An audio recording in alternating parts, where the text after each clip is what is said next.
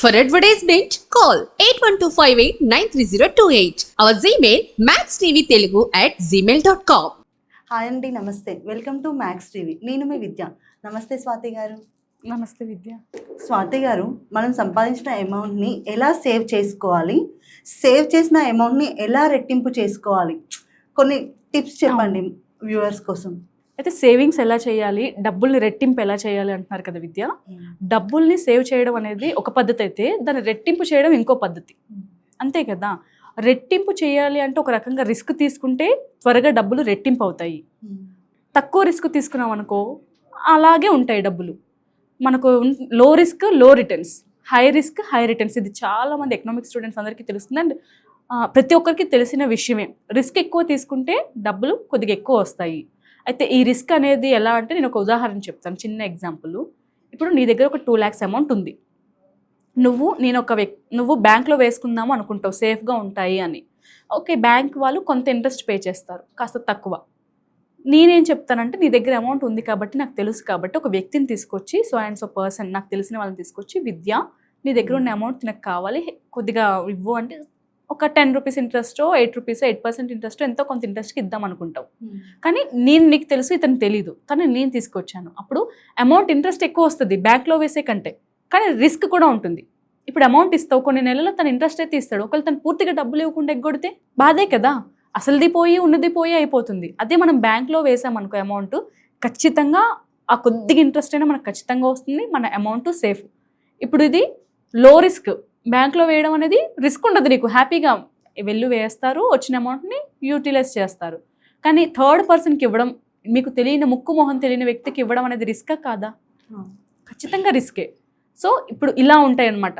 కొన్ని షేర్స్ కానీ కొన్ని ఫండ్స్ కానీ ఎలా అంటే కొన్ని రిస్క్ ఎక్కువగా ఉంటాయి. హై రిస్క్ తీసుకుంటే హై అమౌంట్ బ్యాక్ వస్తుంది, లో రిస్క్ తీసుకుంటే లో అమౌంట్. మనం షేర్స్ చూసుకున్నట్టయితే రోజుకు ఓలా ఉంటుంది. రిస్క్ అన్నట్టే. ఇప్పుడు ఈరోజు హై లెవెల్లో ఉన్నది రేపేమో డిమాండింగ్ తగ్గిపోవచ్చు. అలాంటప్పుడు మనం ఇన్వెస్ట్ చేయడానికి ఆలోచించుకోవాలి. ఒకవేళ మీరు డేరింగ్ చేసి ఇన్వెస్ట్ చేస్తే బాగుంది అనుకోండి, మీకు అమౌంట్ చక్కగా వస్తుంది. లేదు అనుకోండి, రాదు. అయితే కొద్దిగా రిస్క్ తీసుకొని డబ్బులు త్వరగా రెట్టింపు అవ్వాలంటే రిస్క్ తీసుకోవాల్సిందే. ఖచ్చితంగా నన్ను అడిగితే రిస్క్ అయితే తీసుకోవాల్సిందే. అయితే కొన్ని మనం చూసుకొని బ్యాంక్ డిపాజిట్స్, మ్యూచువల్ ఫండ్స్ అలాంటి వాటిల్లో కూడా ఇన్వెస్ట్ చేసుకోవచ్చు అమౌంట్. జాగ్రత్తగా మనం అన్ని బ్యాంక్ స్కీమ్స్ కూడా తెలుసుకొని ఇన్వెస్ట్ చేసుకోవాలి. మనం ఏంటంటే ఒక బ్యాంక్కి వెళ్ళి అక్కడ ఎలా ఉన్నాయి, ఎందులో డిపాజిట్ చేస్తే ఎంతవరకు అమౌంట్ వస్తుంది, ఇలాంటివన్నీ కూడా క్లుప్తంగా క్లియర్గా తెలుసుకొని మన అమౌంట్ని మనం డిపాజిట్ చేయడం, లేకపోతే మనం దేనిపైన ఇన్వెస్ట్మెంట్ చేయాలనే చేయడం, ఇలాంటివి చేయాలన్నమాట. రిస్క్ కొద్దిగా తీసుకుంటేనే అమౌంట్ డబుల్ అవుతుంది. ఇంకొకటి ప్రతి ఒక్కరు తెలుసుకోవాల్సింది ఏంటంటే, ఒక 10,000 చేతిలో ఉందంటే ఆ 10,000ని 20,000 లేదా 15,000 ఎలా చేయాలి అనే ఆలోచన ఉండాలి మనుషులకి. రెట్టింపు చేయాలని అనుకున్నాం కదా. ఇప్పుడు ఆ 10,000 ఉందా, 10,000 దాచితే ఆ 10,000 డబుల్ అవుతుందా? డబ్బులు గుడ్లు పెడతాయి అంటారు కదా. ఆ గుడ్లు అనేవి ఏంటంటే డబల్, లైక్ ఇంట్రెస్ట్కి ఇవ్వడమో, దేనిపైన ఇన్వెస్ట్ చేయడమో, దాన్ని ఇన్వెస్ట్ చేస్తే రిటర్న్స్లో మనకి ఎక్కువ రావడం, దాన్ని గుడ్లు పెట్టడం అని అంటూ ఉంటారు. ఏంటంటే ఇంకొకటి విద్య, డబ్బులు పొదుపు చేయడం అనే కాకుండా డబ్బుల్ని రెట్టింపు చేయాలని ఎప్పుడూ ఆలోచించుకునే వాళ్ళకి ఆలోచనలు కూడా తెలుస్తాయి, వాటికి ప్రణాళిక మార్గం కూడా ఏర్పడుతుంది. ప్రతి ఒక్కరు కొందరు ఏంటంటే ఎప్పుడు డబ్బులు ఎలా రెట్టింపు అవ్వాలి అనే ఆలోచనలో ఉన్న వాళ్ళు వాటికి సంబంధించిన విషయాలు తెలుసుకోవాలన్న ఆ ధ్యాసలో ఉంటారు. అప్పుడు ఆ డబ్బుల్ని రెట్టింపు ఎలా చేసుకోవాలనే ధ్యాసలో ఉన్న వాళ్ళకి ఈజీగా అవైల్ అవుతాయి, వాటి ధోరణి వ్యవహారాలన్నీ కూడా తెలుసుకుంటారు. అలాంటి వాళ్ళకి ఏంటంటే ఇలాంటి విషయాలు ఎక్కువగా తెలుస్తూ ఉంటాయి. ఇప్పుడు ఖాళీగా ఉన్న వాళ్ళు, వేరే అదర్ ఆలోచనలో ఉన్న వాళ్ళకి డబ్బులు ఎలా రెట్టింపు చేయాలన్న ఆలోచన ఉండదు. ఇవన్నీ ప్రణాళిక మార్గాలు. డబ్బుల్ని రెట్టింపు చేయడం అనేది కూడా ఒక ఆర్ట్ అనమాట. ఈ రకంగా మనము లైక్ 2 2s 4, ఒక 2 రూపాయలని 4 రూపాయలు చేయడం, 4 రూపాయలని 8 రూపాయలు చేయడం, ఈ రకంగా డబ్బుల్ని రెట్టింపు చేసుకుంటూ వెళ్ళాలి. అయితే మనము చాలామంది ఇవాళ రేపు అందరూ చేస్తున్న తప్పు ఏంటంటే, ఇప్పుడు మనం చూసుకున్నట్టయితే పిల్లలకి చదివించాలంటే చాలా డబ్బులు ఖర్చు అవుతున్నాయి. చిన్న పిల్లలకి చదివించాలన్నా, కిండర్ గార్డెన్ స్టేజ్ పిల్లలు, like nursery to 1st class పిల్లలు చదవాలన్నా కూడా ఫీజు వచ్చేసి 30,000 నుంచి 1 lakh అబవ్ వరకు ఉంటుంది. ఎవరు స్తోమత బట్టి వాళ్ళు జాయిన్ చేస్తారు. ఇలా మనం ఎప్పటికప్పుడు డబ్బులు పెడుతున్నాం, ఈరోజు ఉన్నాయి పెడతాం. కానీ అలా కాకుండా పిల్లల్ని చదివించడానికి కూడా educational policies and educational schemes చాలా వచ్చాయి.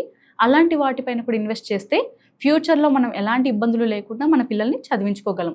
అయితే ఎప్పుడైనా మనకు ఓపిక లేనప్పుడు, కష్టపడడానికి ఓపిక లేదు, మనం పని చేయలేము అనుకున్నప్పుడు ఈ ఎడ్యుకేషనల్ పాలసీస్ అనేవి యూజ్ అవుతాయి అన్నమాట. ఈ రకంగా తెలివిగా మనం అన్నీ చూసుకొని ఇన్వెస్ట్ చేసుకోవాలి. హెల్త్ పాలసీస్ మీద కూడా డబ్బులు ఇన్వెస్ట్ చేసుకోవాలి. సడన్గా హెల్త్ ప్రాబ్లమ్స్ వస్తాయి, మన దగ్గర డబ్బులు లేవు, ఒక 5 లక్షలు అవసరం, పక్కింటి వాళ్ళకి వెళ్ళి అడిగితే ఒత్తినే ఇస్తారా? ఇంట్రెస్ట్ పే చేయమంటారు. అలా కాకుండా మనం ఫస్ట్ నుంచే వాటిపైన కొంత డబ్బు సేవ్ చేసినట్టయితే మనకి ఎలాంటి ప్రాబ్లమ్స్ వచ్చినా ఇంట్లో ఎంతమంది ఉంటే అంతమందికి కూడా health policy, health schemes, health ఇన్సూరెన్స్లు చేయాలి. అలాంటప్పుడు మనకి డబ్బులు సేవ్ అయినట్టే కదా. సడన్గా ఇప్పుడు మనం హెల్త్ ఇన్సూరెన్స్ చేస్తే సగం డబ్బులు హాస్పిటల్ బిల్ 10 లక్షలు అయితే 5 లక్షలు వాటిలోంచి వస్తుంది, 5 లక్షలు మనం పే చేయాలి. మరి సేవ్ అయినట్టే కదా. లేదు అంటే మనం ఎలాంటి పాలసీస్ కట్టుకోలేదు అంటే సడన్గా 10 lakhs ఎక్కడి నుంచి తెస్తాము? అంతే కదా. వాటికి వడ్డీలు కట్టుకోవద్దా? అప్పుడు మనం లాస్ అవుతున్నట్టే కదా. ఈ రకంగా మనం తెలివిగా ఇంత అమౌంట్ దీనికని స్పేర్ చేసుకొని ఆ అమౌంట్ని వాటిపైన ఇన్వెస్ట్ చేస్తే ఒక రకంగా మనం లైఫ్ని హ్యాపీగా ముందుకు తీసుకెళ్ళగలము. అయితే డబ్బుల్ని ఎలా సేవ్ చేసుకోవచ్చు? అయితే ప్రతి మనిషి కూడా ఎవరైనా అంటే అందరికీ ఇన్కమ్ ఒకలా ఉండదు. అయితే ప్రతి ఒక్కరు కూడా 6 నెలల జీతం, అది 10,000 తీసుకుందాం, 10,000 అంటే 6 నెలల చొప్పున తీసుకుంటే 60,000. ఒక 60,000 ఎప్పుడూ కూడా దాచుకోవాలి. 6 నెలల జీతం ఎప్పుడూ మన దగ్గర దాచుకునేలా ఉండాలి.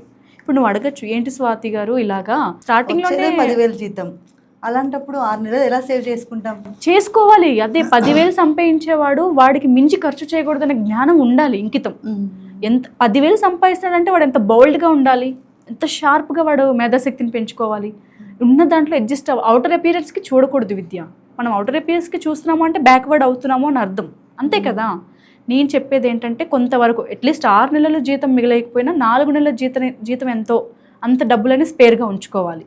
ఇది మనకి ఎప్పుడు యూజ్ అవుతుందంటే ఎప్పుడైనా మనకి జాబ్, ఇప్పుడు ఎంప్లాయింగ్ చేయొచ్చు, అందరూ గవర్నమెంట్ ఎంప్లాయీస్ ఉండరు, ప్రైవేట్ ఎంప్లాయీస్ ఉంటారు. ఏంటంటే ఒక్కొక్కసారి మన ఆఫీస్లో స్టాఫ్కి మనం నచ్చకపోవచ్చు, మన ఎండీస్కి నచ్చకపోవచ్చు, వాళ్ళు జాబ్ తీసేయచ్చు. సడన్గా జాబ్ తీసేస్తే ఈ సేవింగ్స్ యూజ్ అవుతాయి అక్కడ. లేదా మనకే ఆఫీస్ నచ్చదు, మానేస్తాం, ఎవరితోనో ప్రాబ్లం ఉంది, కోవర్కర్తో, కో ఎంప్లాయీతో ఇష్యూగా ఉన్నప్పుడు మానేస్తాం. అప్పుడు మనకు ఇవి ఫ్యామిలీ అంతా రన్ చేయాలంటే ఇప్పుడు దాచుకున్న డబ్బులు యూజ్ అవుతాయి, అంతే కదా. జాబ్ ఎప్పుడు మనం చేస్తామని రాసిపెట్టి కూర్చుంటామా ఏంటి? ఎప్పుడు ఎలా ఉంటుందో తెలీదు. మనం దీన్ని కూడా అంటే పరిజ్ఞానంలో పెట్టుకొని ముందుగానే ఆలోచించుకొని ఫ్యూచర్ కోసం కొంతవరకు శ్రద్ధ వహించి డబ్బుల్ని సేవ్ చేసుకోవాలి. ఈ రకంగా మనం సేవ్ చేసుకున్న డబ్బులు అత్యవసర కాలంలో మనకి ఉపయోగపడతాయి అన్నమాట. నన్ను అడిగితే పొదుపు చేయడం, ఇప్పుడు వరకు మనం మనీని డబ్బులు ఎలా చేసుకోవడం చెప్పుకున్నాం కదా. పొదుపు చేయడం అనేది నన్ను అడిగితే కంప్లీట్గా షాపింగ్స్ అవాయిడ్ చేయాలి. అంటే అవసరానికి ఖర్చు పెట్టాలి, కానీ అన్నెసెసరీ థింగ్స్ కొనకూడదు, ఉపయోగం లేనివి, అవసరం లేనివి కొనుక్కోకూడదు. మనం చాలామందిని చూస్తూ ఉంటాము, నాకు తెలిసిన వాళ్ళల్లో, నా సర్కిల్లో, నాకు రిలేటివ్స్ కానీ ఎలా అయినా ఫ్రెండ్షిప్లో కానీ చాలామంది తెలుసు, ఆల్రెడీ వాళ్ళ దగ్గర కొన్ని ఉంటాయి బట్టలు, కొన్ని కుట్టించుకుంటారు. ఒక 10 జతలు ఉన్నాయి అనుకుందాం, బీరువాలో పెడతారు. అవి కట్టుకోరు, పూర్తిగా ఫుల్ ఫ్లెడ్జ్గా అవ్వవు, కానీ మళ్ళీ షాప్కి వెళ్తారు, కొనేస్తారు.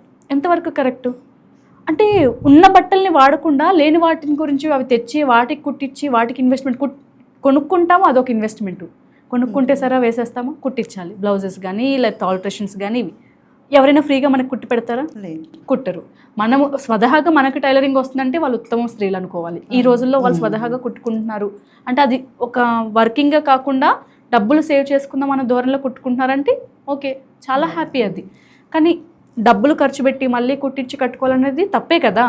ఉన్నవి వాడరు, లేనివి కావాలి, అవి తెచ్చి మనం ఎక్స్పోజింగ్ చేయాలి. అంటే ఎవరో ఏదో చేశారని మనం కొనుక్కోవడం ఎంతవరకు కరెక్ట్ అంటారు? ఇప్పుడున్న జనరేషన్ పిల్లలు అందరూ అలానే ఉన్నారు కదా. అంతే కదా. ఇప్పుడు కాలేజ్కి ఇప్పుడు మన చాలా మందిని చూస్తాం, మన ఇంట్లో పిల్లల్ని కూడా మనం చూస్తాము, కాలేజ్కి వెళ్తారు, ఇంకా 10th ఇంకా ఎగ్జామ్సే రాయరు, ఇప్పుడు నుంచి బట్టల కోసం ఆన్లైన్లో షాపింగ్స్ చేస్తున్నారు. నేను చాలా మందిని చూసాను పిల్లలు. అంటే ఇప్పటి వరకు బట్టలు లేకుండా వాళ్ళు జీవించారా? ఉన్నాయి కదా. స్వాతి గారు చెప్పినట్టు మనం మనీ సంపాదించడమే కాదు, సంపాదించిన మనీని ఎలా సేవ్ చేసుకోవాలో నేర్చుకుందాం. థ్యాంక్ యూ స్వాతి గారు. Thank you Vidya.